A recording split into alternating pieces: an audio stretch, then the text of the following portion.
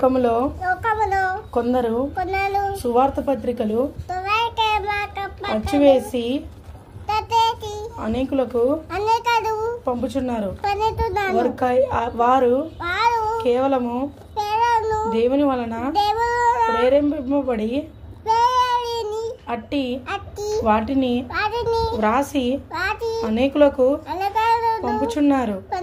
అట్టి పత్రికలలో కొన్ని నవీనకాల